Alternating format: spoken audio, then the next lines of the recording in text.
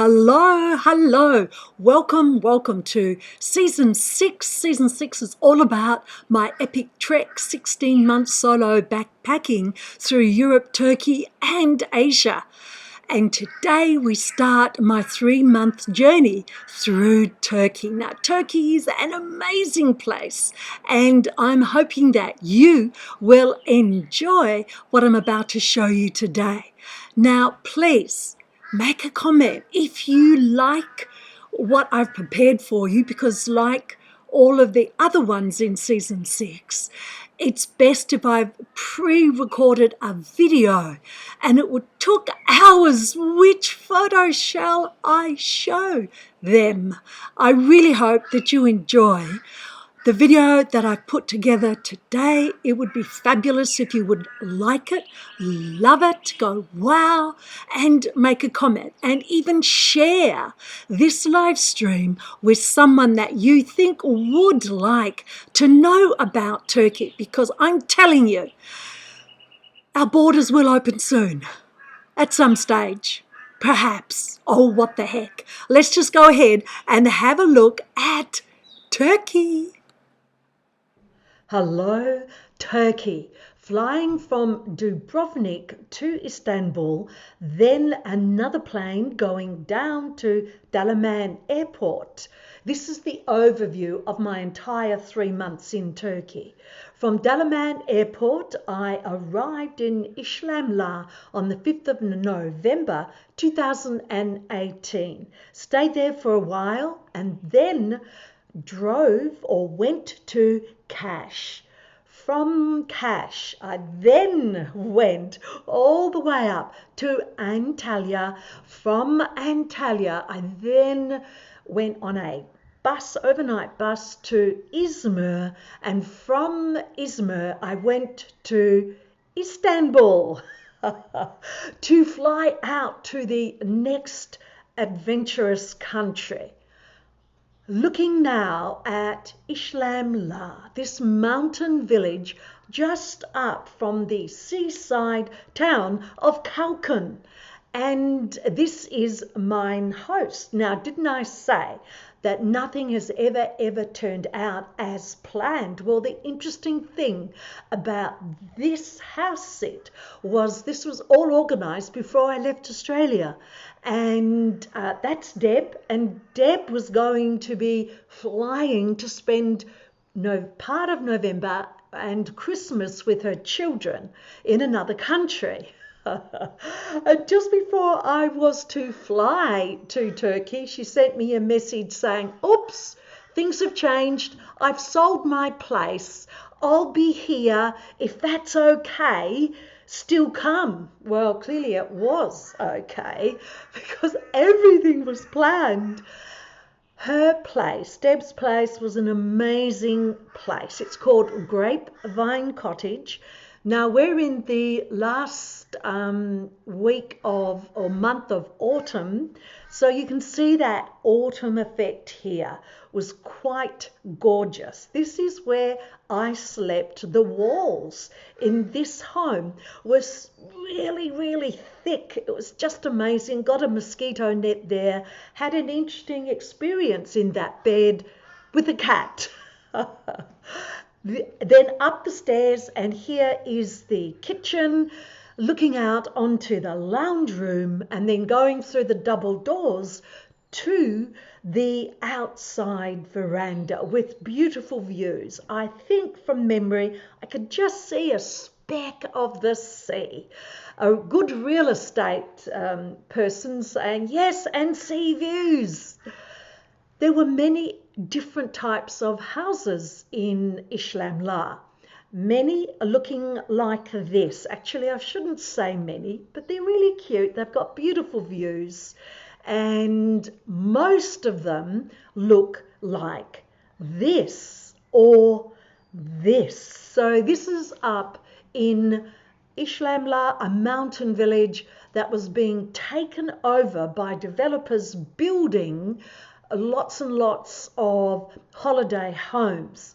And it was a bit awkward because Islamlar gets earthquakes, and they had mudslides. And so, let's just say I'd be very, very careful. Here we have the reason why I went to, or the main reason why I went to Islamlar. This is Oscar. He's such a cutie, incredibly shy dog though. He'd say, well, no matter when I tried to get him to have a photo with me, he'd say, no, no, I don't like social media. He was such a character. Sadly, I have just discovered recently that Oscar has walked over the Rainbow Bridge, but crikey, I hardly recognised him. He was beautifully groomed and he was a gorgeous dog, a very special dog. And not only was there Oscar, I had two cats and the two ducks that to get into their little place at night, and there were chickens, and it was just an amazing place. Here's one of those cats doing what cats do best, which is just lazing around in the sun. Now, this cheeky one, oh, can you hear the kookaburras? This cheeky one I can't remember what night it was, but I was woken up in the middle of the night by this feeling of something burrowing down beside me. I hadn't been there long, so it scared the living daylights out of me. I had no clue what it was, so I jumped out of bed. And yes, here's this cat that felt it was his right to be sleeping beside me in bed. Well, I have conditions when I house sit and pet sit, and they do not share my bed, and it's on a rare occasion that I actually even allow them to share the room.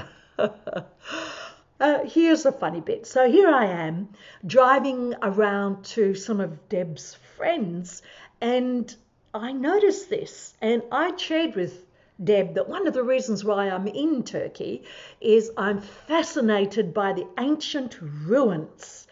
And we're driving along, and before we got to that bend, I looked at Deb and I said, you're not going to say anything, are you? She said, what? I said, that. Look at that. That's just amazing. But this is the thing about when you live in a place for a while, doesn't really even have to be a long time, you get used to what you see, and therefore you stop seeing it. Oh, I had such fun in Turkey with looking at the ancient ruins. All that will unfold in further live streams of the Live Life Show.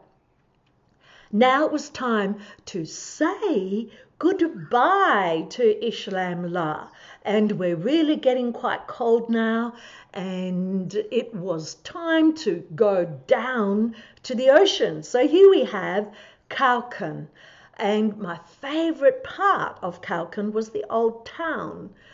But first, here we are up on one of those hillsides, look from a villa, very nice modern villa, and looking down over the bay. It was very pretty. Here we are down there now on the waterfront, looking back up at the mountains. And I thought, you know what? It is time to eat. So I found a cute little place right on the water's edge, sampled Effes, which is the local beer. I'm not really a beer drinker, but try as I might, it was almost impossible to find any decent sparkly wine in Turkey unless I was prepared to pay a lot of money for it. I did see, I think the best I saw in Turkey was a bottle of Trilogy, and that would have cost me 40 Australian dollars. There was no way I was going to pay 40 Australian dollars for a bottle of Trilogy.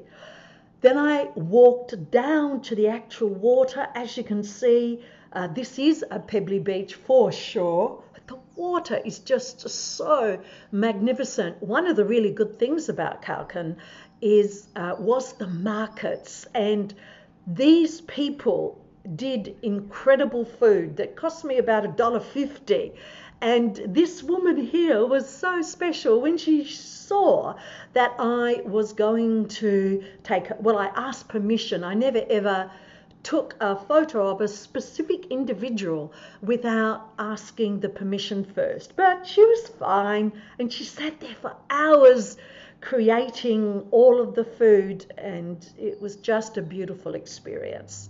Now, where I was is called the Turquoise Coast, and this is why it's called that. These pictures aren't coloured, no filters.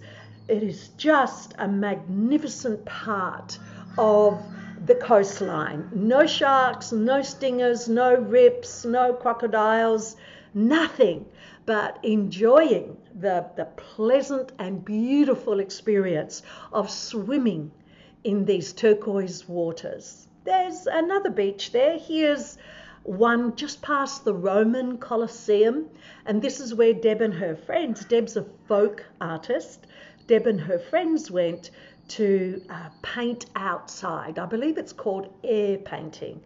But I went for a long walk up this beach. I also did some pet sitting for a couple of weeks down in Kalkan. This is Tilley is in the back and Tammy is in the front. Both street dogs, both very cute. But the time came to say goodbye, Kalkan.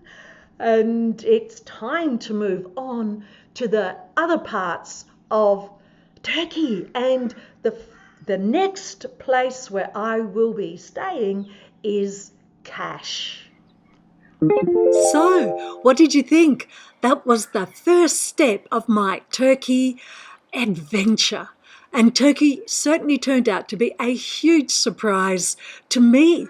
The people were amazing. Now there I'm talking more about the Turkish women, or the women that are in Turkey.